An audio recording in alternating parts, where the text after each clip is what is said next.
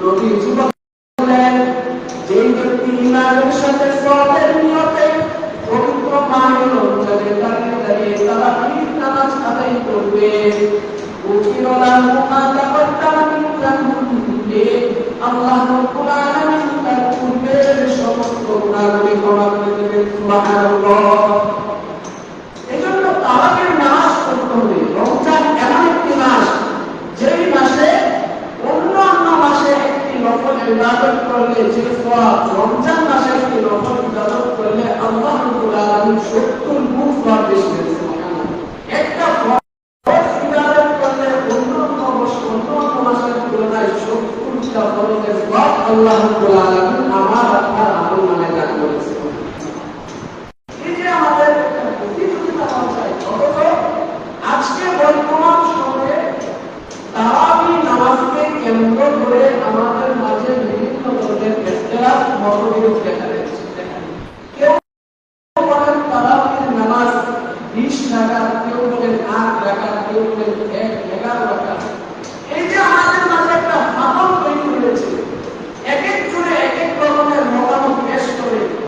এই মতামত যে আমাদের মাঝে যে আজ থেকে 1500 বছর পূর্বে রাসূলুল্লাহ সাল্লাল্লাহু আলাইহি ওয়াসাল্লাম আমাদেরকে জানিয়ে দিলেন। ইবনে মাজাহ হাদিস নাম্বার 42 قال رسول الله صلى الله عليه وسلم وسترون من بعدي اختلافا كثيرا তোমরা আমার পরে অচিরেই বিভিন্ন মতবিরোধ দেখতে পাবে। প্রচুর তোমাদের মাঝে মতবিরোধ হবে। এটা আমাদের মাঝে মতবিরোধ হচ্ছে না, কেউ বলছে 8, কেউ বলছে 11, কেউ বলছে 20। এটা বর্তমান সময়ের কথা নয়, আজ থেকে 1500 বছর পূর্বেই নবীজি আমাদেরকে জানিয়ে দিলেন আমার পরে অচিরেই তোমরা প্রচুর মতবিরোধ দেখতে পাবে। এই মতবিরোধের সমাধান কি?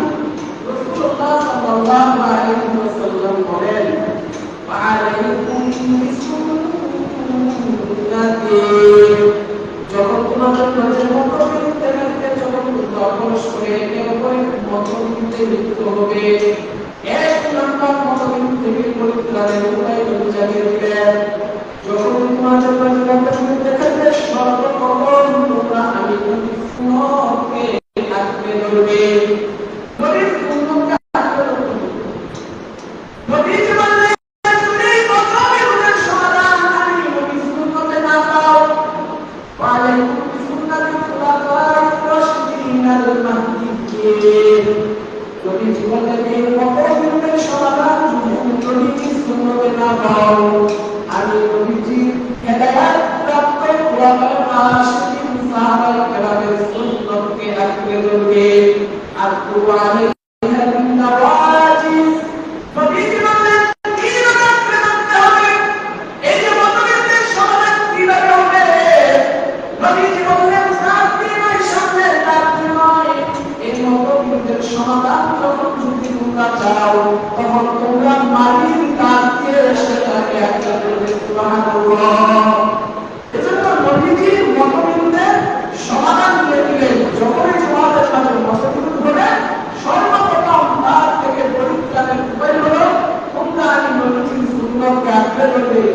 আর যদি নবীজির সুন্নতে সেটা না পাও, তাহলে আমার হেদায়েত প্রাপ্ত খুলাফায়ে রাশিদিন সাহাবায়ে কেরামের সুন্নতকে আঁকড়ে ধরবে। তাহলে রাসূলুল্লাহ সাল্লাল্লাহু আলাইহি ওয়াসাল্লামের তারাবির নামাজ কেমন ছিল? সহিহ বুখারী হাদিস নাম্বার 1129 নবীজির সহধর্মিণী আম্মাজান আয়েশা সিদ্দিকা রাদিয়াল্লাহু তাআলা আনহার বর্ণনা। আন আয়েশা উম্মুল মুমিনিন রাদিয়াল্লাহু তাআলা আনহা আন্না রাসূলুল্লাহ সাল্লাল্লাহু আলাইহি ওয়াসাল্লাম সাল্লাতা লাইলাতান ফিল মাসজিদ। আম্মাজান আয়েশা সিদ্দিকা রাদিয়াল্লাহু তাআলা আনহা বলেন নবীজি রাতের বেলা ঘর থেকে বের হয়ে মসজিদে গমন করতেন নামাজের উদ্দেশ্যে। সালাতিহি নাস নবীজির সাথে অন্যান্য যারা সাহাবায়ে কেরাম ছিলেন তারাও নবীজির সাথে তারাবির নামাজ আদায় করলেন।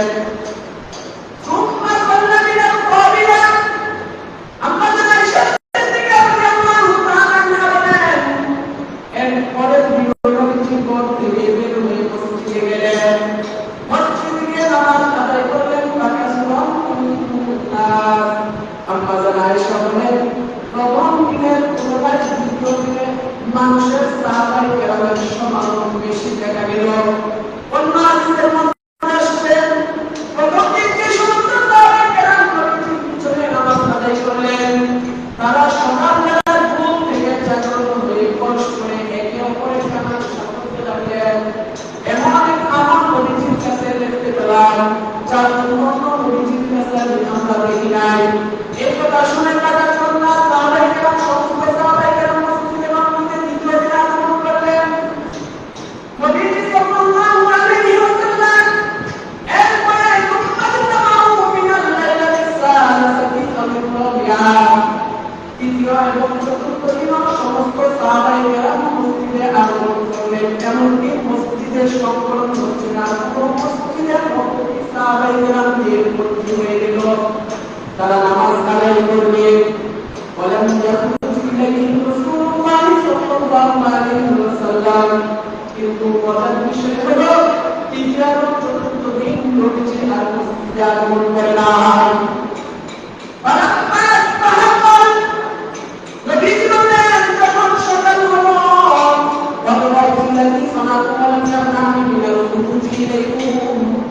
নবীজি বললেন আমি তোমাদের ব্যাপারে আশঙ্কা করতেছি। তোমাদের যে কাজ আমি আজকে দেখলাম আমি আশঙ্কা করলাম আমি ধারণা করতে লাগলাম আমি তোমাদের নামাজকে খরচ করে দেয়। তাহলে এই হাদিস থেকে অন্য হাদিস থেকে আমরা জানলাম নবীজি এক অথবা দুদিন তারাবির নামাজ আদায় করেছেন, কিন্তু কত রাকাত আদায় করেছেন এত কিন্তু হাদিসের মধ্যে তাহলে আমরা যে পুরো এক মাস তারাবির নামাজ আদায় করি এটা কোথায় থেকে আসে? নবীজি বললেন ইবনে কাসির ইসলামের হাদিসে যারা আলেম মুসলিমদের পছন্দ করেন বাবা ইবনে রশিদ আল্লাহ থেকে আমার সুন্নতে যদি তোমরা না করো তাহলে খোলাফায়ে রাশিদুন সাহাবায়ে কেরামের সুন্নতকে আঁকড়ে ধরবে। তাহলে আমরা নবীজির সুন্নতে পাইলাম নবীজি তারাবির নামাজ আদায় করেছেন। এবার আমরা জানবো সাহাবায়ে কেরাম তারাবির নামাজ কত রাকাত আদায় করেছেন।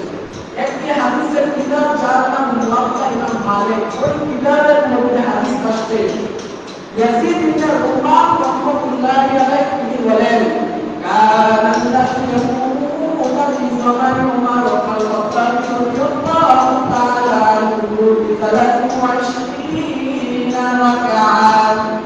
ইয়াজিদ ইবনে রুবাহ রাহমাতুল্লাহি আলাইহি বলেন নবীজি চলে সাহাবী হযরত ওমর ইবনে খাত্তাব রাদিয়াল্লাহু তাআলা আনহু জামানায় সাহাবায়ে কেরাম 20 রাকাত সহ তারাবির নামাজ 20 রাকাত নামাজ আদায় করতেন আর 3 রাকাত বিতের সহ 23 রাকাত তারাবির নামাজ সাহাবায়ে কেরাম আদায় করতেন। তাহলে নবীজির হাদিস থেকে আমরা জানলাম রাসূলুল্লাহ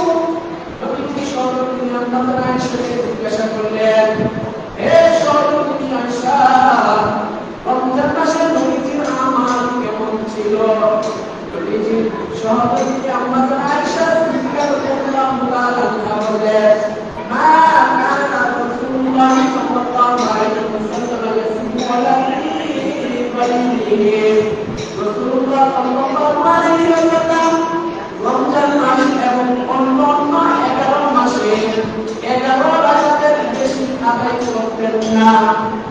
তাহলে তারা বলতে যে রমজান মাস এবং অন্যান্য মাসে রাসূলুল্লাহ সাল্লাল্লাহু আলাইহি ওয়াসাল্লাম 11 রাকাতের চেয়ে বেশি আদায় করতেন না। এর মানে হচ্ছে ইমাম বুখারী রাহমাতুল্লাহি আলাইহি অধ্যায় কায়েম করেছেন এটা তাহাজ্জুদের অধ্যায়ের মধ্যে। ইমাম বুখারী জানিয়ে দিলেন যে রাসূলুল্লাহ সাল্লাল্লাহু আলাইহি ওয়াসাল্লাম যেমন তাদের রমজান মাসে 8 রাকাত তাহাজ্জুদ করতেন, অন্য মাসে 8 রাকাত তাহাজ্জুদ করতেন, 3 রাকাত থেকে 11 রাকাত।